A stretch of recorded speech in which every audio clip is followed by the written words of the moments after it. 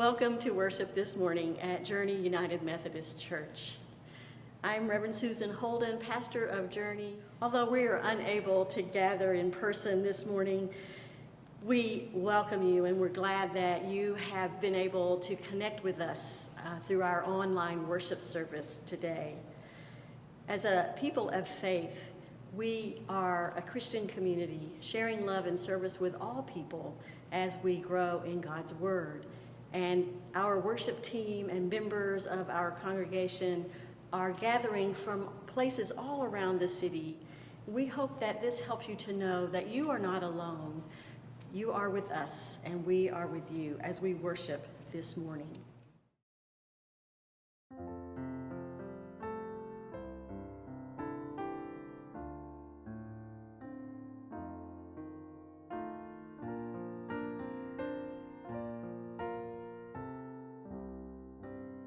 Gracious God, the one in whom we live and move and have our being, we are grateful for all that you have done for us, for all that you are doing in us, and for all that you will do through us. Open our eyes to see your presence among us, moving in powerful ways at all times and in all places. Open our ears to hear familiar stories in new ways that will change us and challenge us to become the people that you created us to be. Grant us courage. Break open the hidden anointing jars stashed away in our jittery corners of our hearts. May we discover there and offer to others the extravagant blessing and healing encouragement even in these extraordinary times. We praise you this day. We seek to serve you by serving others. We love you with all our heart, soul, and mind and strength. Amen.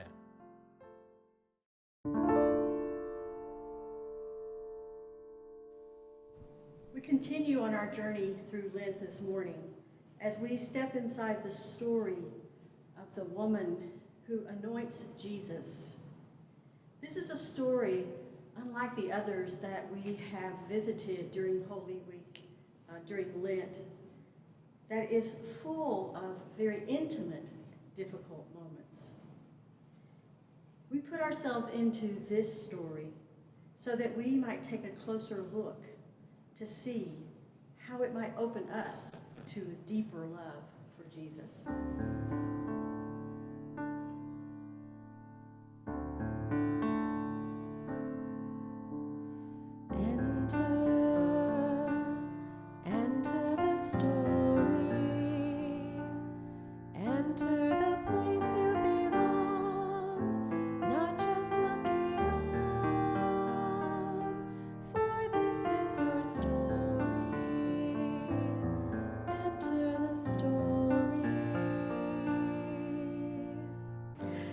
Say that she caused quite a stir would be an understatement.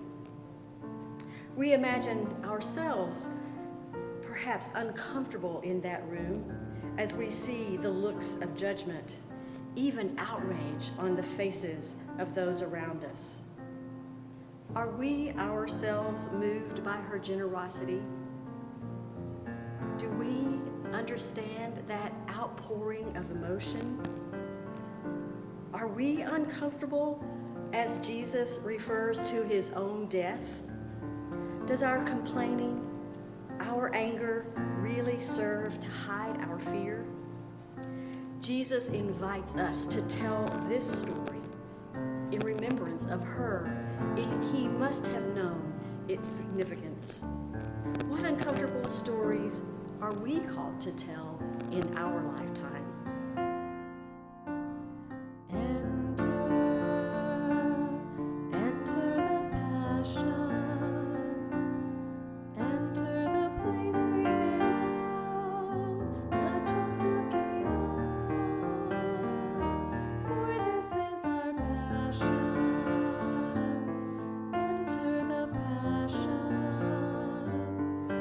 Enter the story.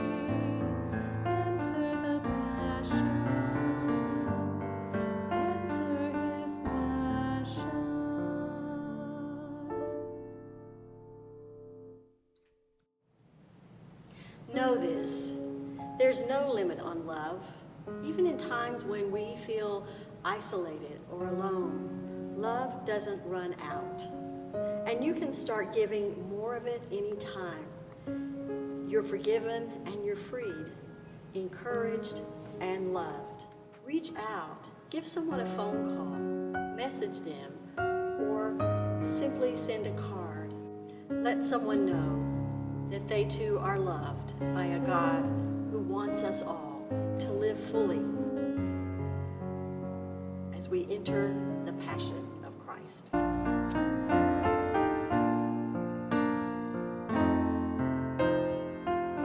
Hi, welcome to Children's Time. Today we continue into our special time of year called Lent, a time of growing close with God. We're at the halfway point of our 40-day journey to Easter. Before we jump into our story for today, let's prepare with our prayer. We will dare to join the journey. We will walk your loving way. We will live your sacred story through the things we do and say. Amen. For today's story, we experience a meal along with Jesus and his friends. Just like in life, sometimes there's good news and sometimes there's bad news. Quite a bit of bad news these days, but let's go back to the Bible story. Every time you hear good news in their story, you guys are going to say amen. Amen. Amen. Excellent. And every time you hear bad news or sad news, you'll say, "Aw, man." You got it. So let's enter the story. It was 2 days before Passover and the festival of unleavened bread. Amen. Amen. Jesus was at Bethany visiting the house of Simon, who had a skin disease. Oh, man.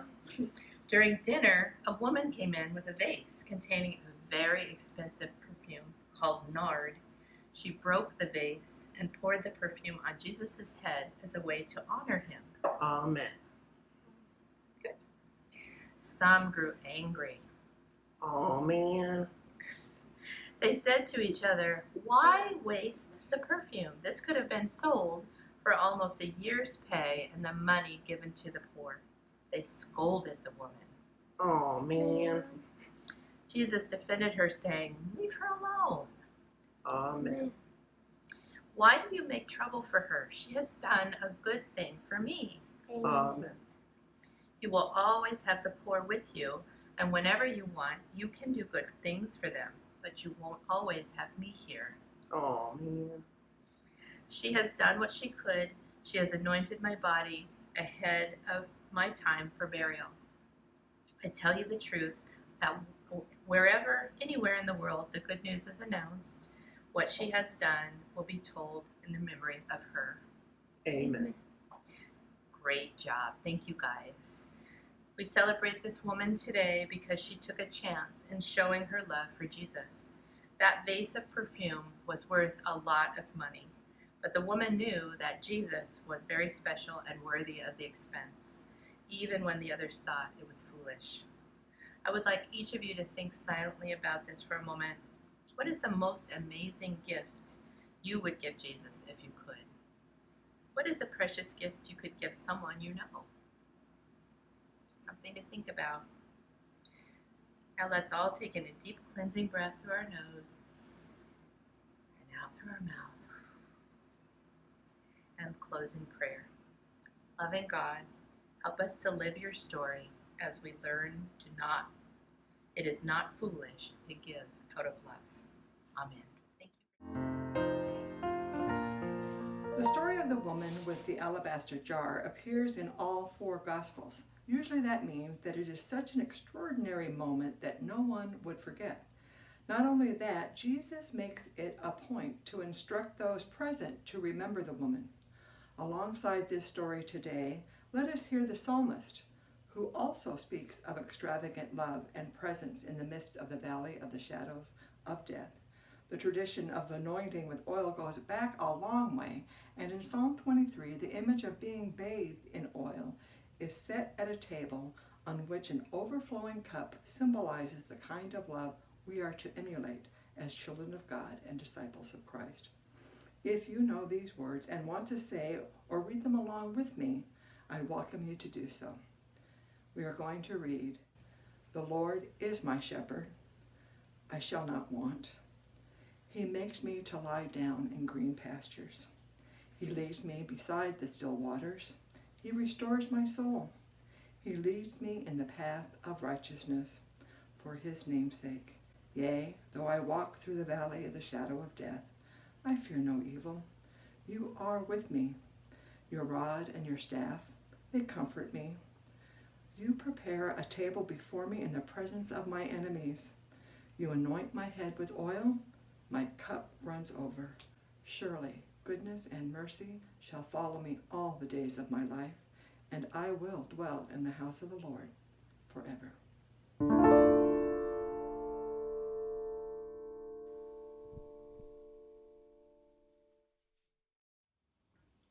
None of us at the table really like the way things are going here in Jerusalem.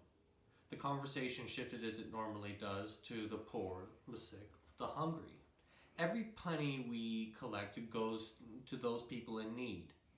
But I'm starting to think that the reason why we collect money from donors is because we're afraid. Some of the disciples, before Jesus arrived at dinner, were talking about we may need to go into hiding in the not-so-distant future. And then she showed up. As soon as she brought out the jar, I could tell it was alabaster and expensive. As soon as I smelled it, I knew it was nard, also very expensive, and a lot of it. Other people at the table stopped their conversations, and I could see the looks of contempt creeping across their face. Do you know how much that oil costs? Do you know how many poor, sick people it could feed? Given the conversation we had just had, it naturally went that way. That oil could go a long way to feeding the poor. Then I looked down at her. I was close by them, and although she had not said a word, I could sense her intensity and devotion. The love she lavished on him was almost embarrassing, but it's what I wanted to do. I wanted to tell him how he had changed my life and given me a sense of purpose. I felt loved. It was such a gift. But how do you give a gift to this beloved one? He is the anointed one, anointed by God. And here she is anointing him. I realized that what I felt was actually a mix of jealousy and a fear, a deep fear that we were losing him. I think we are all afraid of losing him. He tells us to stop judging her. She is preparing me for burial, he says. No, I thought, don't say that. It can't happen. Later, I will remember her, just as he asked me to do. And I will remember that he asked us to care for all people the way she cared for him that night.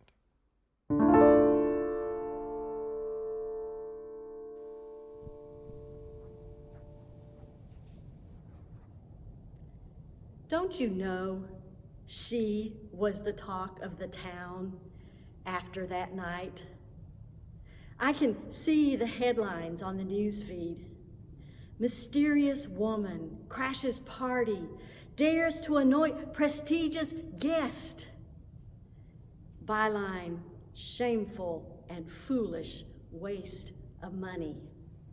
After all, everybody knew that the only time that you would ever use such an expensive ointment was to either coronate and consecrate a king or to prepare a corpse for burial. And Jesus was neither a king nor was he dead. And poor Jesus. Oh, don't you know he must have been embarrassed and probably a little ticked off. I mean, after the kind of high-profile week that he had had, poking the bear of political and religious and the social establishments. Oh, brother. I mean, arranging a parade for himself with people on either end praising him as king and savior, while on the other side of Jerusalem, Pilate is marching in with his soldiers to make a statement of power. And then going into the temple, of all places, turning over the tables and shouting about his Father's house being a house of prayer for all people. Man. And then he spends all those hours in intellectual and spiritual sparring with the religious legalists. It had been quite a week for Jesus, and I'm wondering if he wasn't just about up to here and looking forward to a nice, quiet dinner with his closest friends. Seriously, don't you think he just wanted to chill out, forget about the mission for a few hours, escape for a while? I bet it felt like one of those scenes in the movies, you know, where everything kind of slows down and you can see what's coming, but because you're caught in the trap of that slow motion unfolding of things, you can't do anything about it. Well, he couldn't see it anyway, because she was behind him. But you can be sure the guy sitting across the table in front of him could see. And I just imagine they're in a good conversation, engrossed with Jesus, and then all of a sudden their eyes shift upward. Their faces get wide, their jaws drop, and there's a look of horror on their faces as they shake their heads. It's like, no! But it's too late. This woman was on a mission.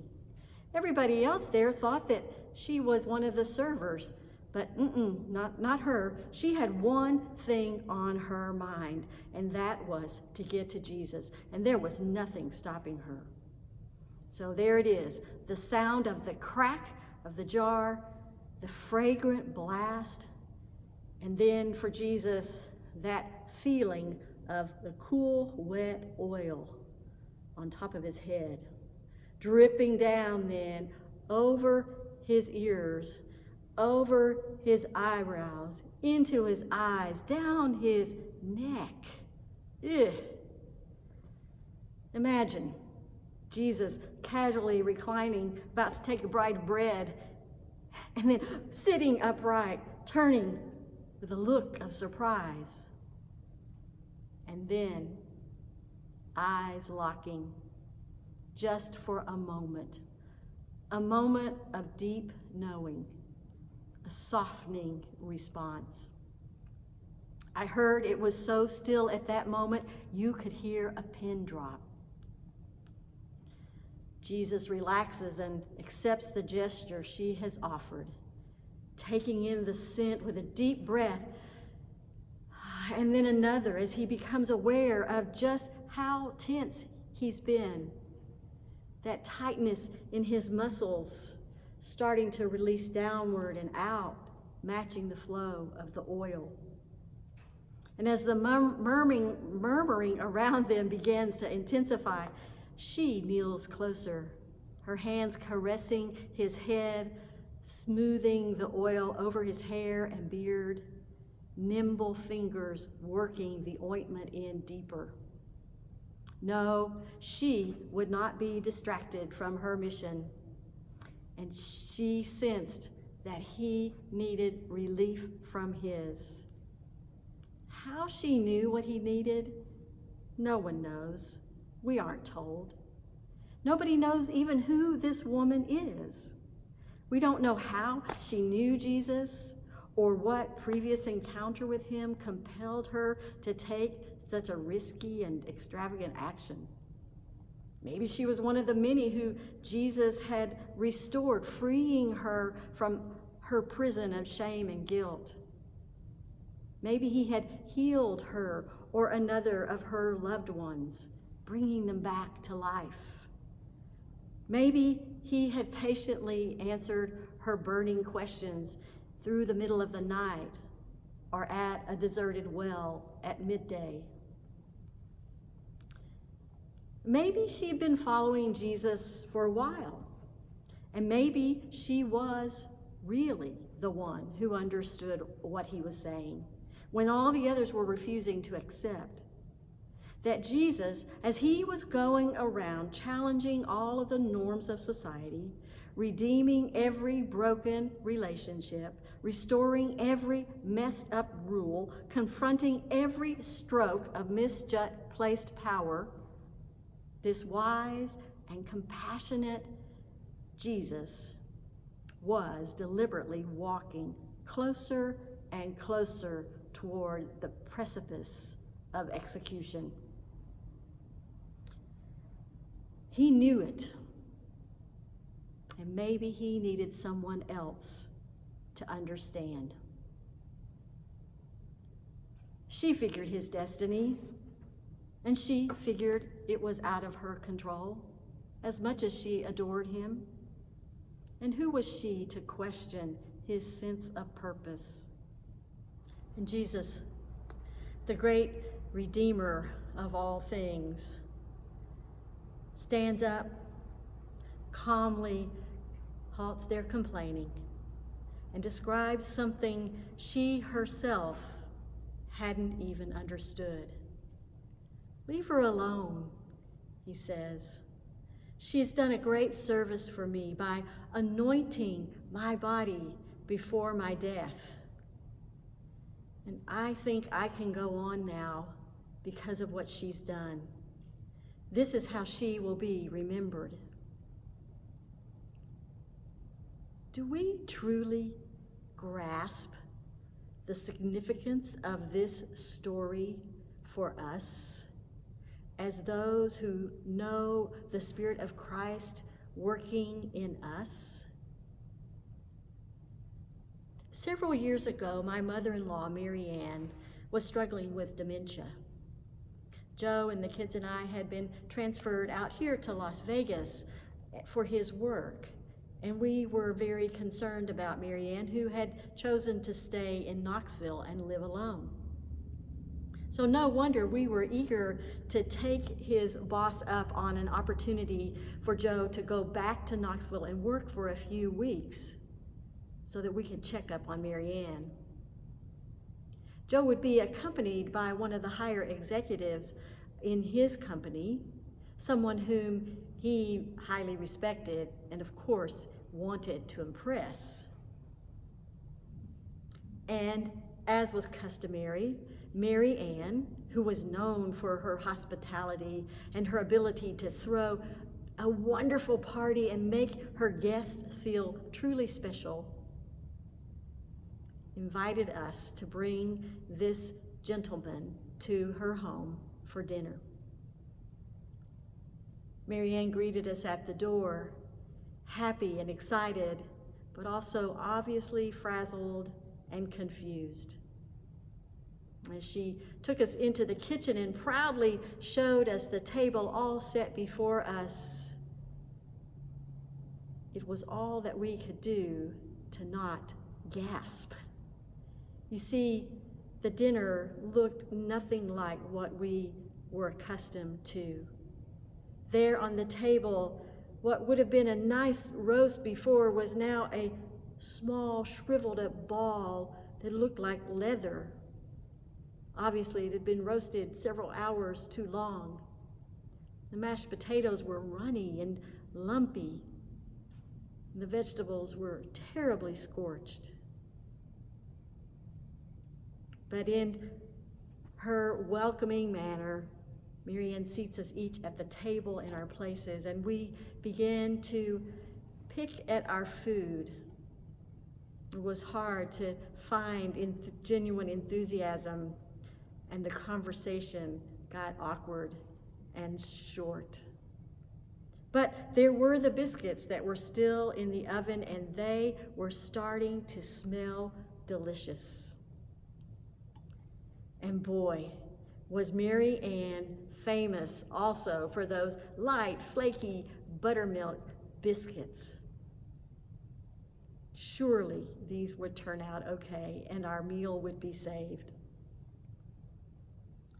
But as Mary Ann opened the door to the oven and peered in, we all noticed her spirit fall.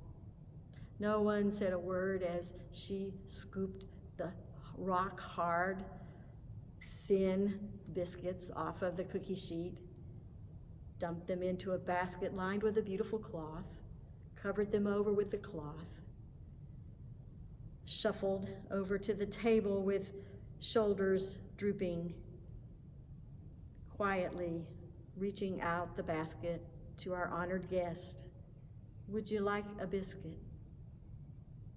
And this was the moment for us when you could have heard a pin drop. The moment when we all held our breath. How would our guest respond?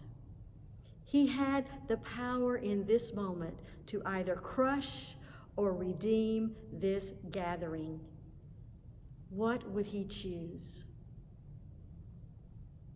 And then, with an enthusiastic, "Oh, yes, I have always wanted to taste some of those famous Tennessee flatbread biscuits I've heard so much about." And without hesitation, he takes a biscuit from the basket, slathers on some butter, takes a big bite, and a wide grin spreads on his face. Marianne giggles and passes the basket around to the rest of us. And you can see her shoulders straighten, her head lift, her mood lighten. And then in a moment, not forgetting the grace that she had received, Marianne stands proudly and says, "Yes, indeed, Marianne's famous Tennessee flatbread biscuits." I can hear Jesus in these moments saying, "Leave her alone. Don't shame her or scold her. Honor her for what she's done. She's done a wonderful service to me. You have done a wonderful service to me. You have anointed another for one more moment of abundant life. The first shall be last, and the last shall be first in the kingdom. Enter the kingdom." Redemption is a sometimes frightening word for us, even as Christians. It's likened to a fancy theological term for an exchange that Jesus made on the cross for the guilt of our sins. And surely this is an important universal Christian theme that we ponder and take seriously during this season. But if we look at the testimony of Jesus throughout the Gospels as he walks and talks and calls students to learn from him and to follow him, surely we know that he means for us to pay close attention to the power of redemption that we hold, even in the smallest, most intimate, unlikely encounters with each other. Even in times such as these, even with our words and our attitudes, as we communicate via text, email, social media, and phone. Even now, we can find ways to reframe what seems hopelessly broken into something with irreplaceable grace and healing. If we stay tuned to one another, listening creatively, we can be agents of redemption in new ways that we had never even imagined before. Being an agent of restoration and redemption undoubtedly means that we will get a little messy. It means we might have to let someone anoint us with oil. You see, the gift of redemption is a person in whom there is always a win-win seat at the table. You are beloved. You are already anointed. Come, and be the redeemed of Christ. Amen. When disaster strikes, we all want to help. But when days are dark, you can't always be there to show the love of Jesus to the suffering. But someone should be there. And someone is. and you are the one who makes it happen. How? By your generous giving to UMCOR Sunday. Your support enables the United Methodist Committee on Relief, UMCOR, to act as the hands and feet of Christ, embracing and supporting those in need through their darkest days. Thanks to your gift on this special Sunday of the United Methodist Church, UMCOR is able to provide relief and long-term support for recovery. Not only do we provide immediate emergency assistance in the aftermath of a crisis, we also create sustainable solutions in the following months, even years of recovery, long after everyone else has gone home. Your gifts form a firm foundation, a base for operations from which UMCOR can reach and serve the hurting. Your giving enables UMCOR to keep the promise that all gifts given to help a specific cause go 100% toward meeting that need. For more than 75 years, UMCOR has met the needs of the suffering, and today we continue that labor of love and service in 80 countries around the world. Thanks to you and your generous support through UMCOR Sunday, UMCOR will continue to be there this year to show the love of Christ to children, families, and communities when disaster strikes. Because together we do more. As long as I can remember, on the fourth Sunday of Lent, we have celebrated UMCOR Sunday. Truly, I'm glad and relieved that we are being consistent and faithful in carrying on that tradition today. UMCOR Sunday calls United Methodist to share the goodness of life with those who hurt. Your gift to UMCOR Sunday on this day lays the foundation for the United Methodist Committee on Relief to share God's love at times of war, conflict, and natural disaster. Relief is provided to communities in more than 80 countries around the world, including, of course, the United States. This special offering underwrites UMCOR's cost of doing business and helps UMCOR to keep the promise that 100% of any gift to a specific UMCOR project will go towards that project, not administrative costs. Not every nonprofit relief agency can say that to its donors. You can learn more about UMCOR at www.umcor.org.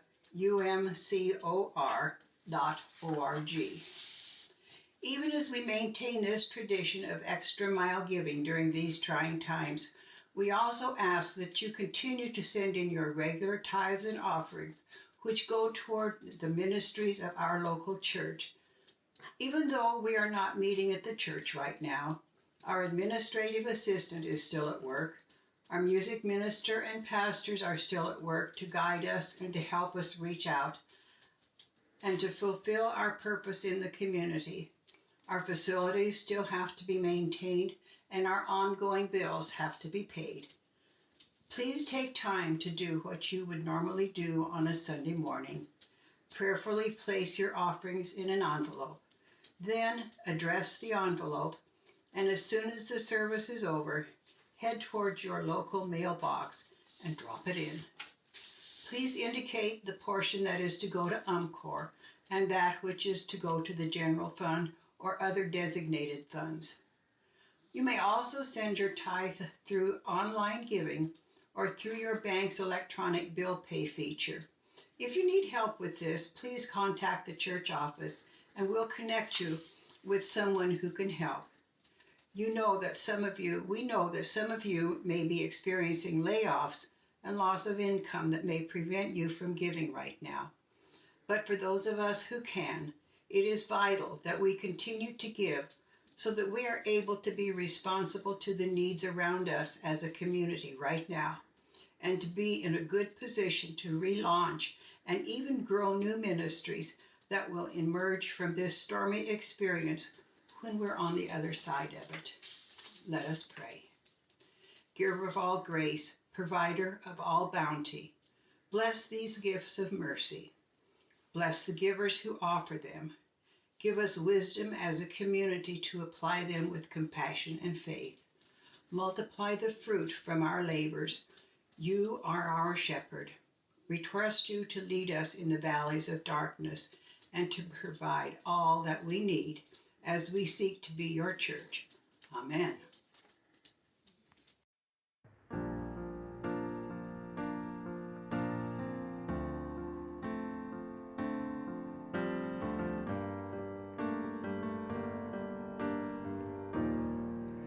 This alabaster jar is all I have of worth. I break it at your feet, Lord. It's less than you deserve. You're far more beautiful, more precious than the oil, the sum of my desires and the fullness of my joy. Like you spilled your blood, I spill my heart as an offering to my King. Here I am, take me as an offering.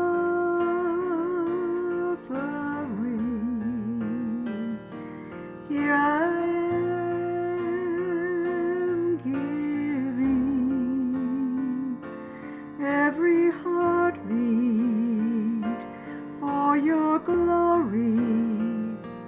Take me.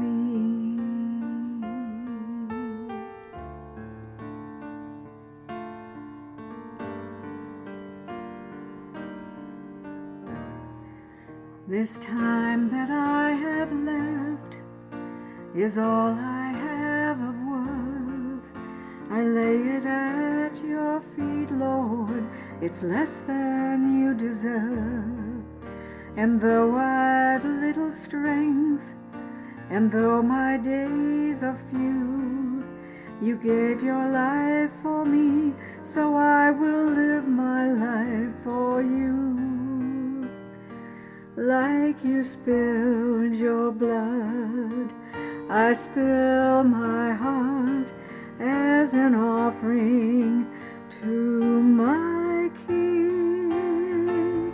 Here I am, take me as an offering.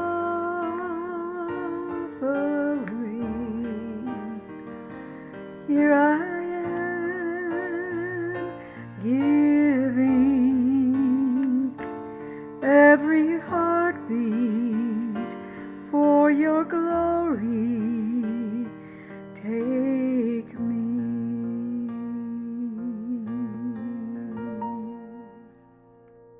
Thanks for joining us in worship today. Please stay connected through Facebook and our website, and we invite you to sing our closing song.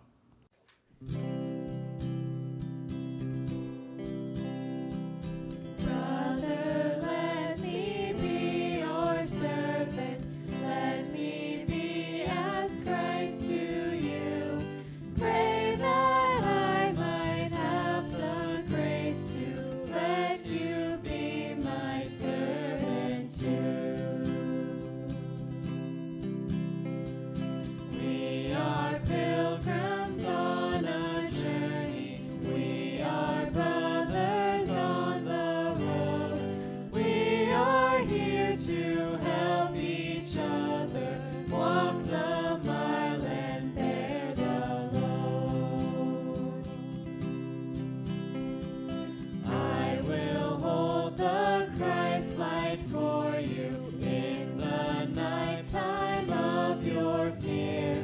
I will hold my hand out to you, speak the peace you long to hear. I will weep when you are weeping, when you laugh, I'll laugh with you. I will share your joy and sorrow till we've seen this journey through. Brother, sister, let me serve you. Let me be as Christ to you. Pray that I might have the grace to let you be my servant too.